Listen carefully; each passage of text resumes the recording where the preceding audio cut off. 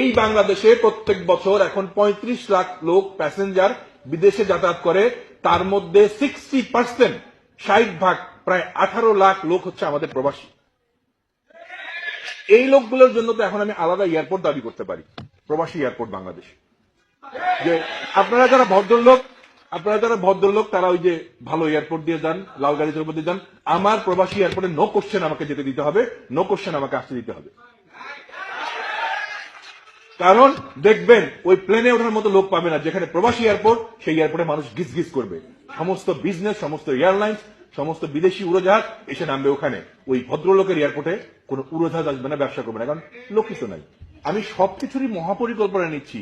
এত মহাযজ্ঞ একটা, যেখানে এত টাকা পয়সার লেনদেন, যেখানে সেখানে বাজেটে আপনি দিবেন আমাকে নিচের দিক থেকে সপ্তম। এটা তো বাজেটে উপরের দিক থেকে 2 বা 3 নাম্বারে থাকা উচিত। এডুকেশন, হেলথ, তারপরে আমার প্রবাসী উন্নয়ন থাকা উচিত, আমার মনে করি আমরা।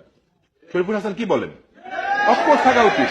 এবং সেই বাজেটে এইরকম একটি কাঠামো দরকার হচ্ছে। আমি সমর্থন করি বিনা খরচে বাংলাদেশের অভিবাসী কর্মীরা সরকারি খরচে এখান থেকে বিদেশে যাবে। সরকারি খরচে যাওয়ার ব্যবস্থা করতে হবে।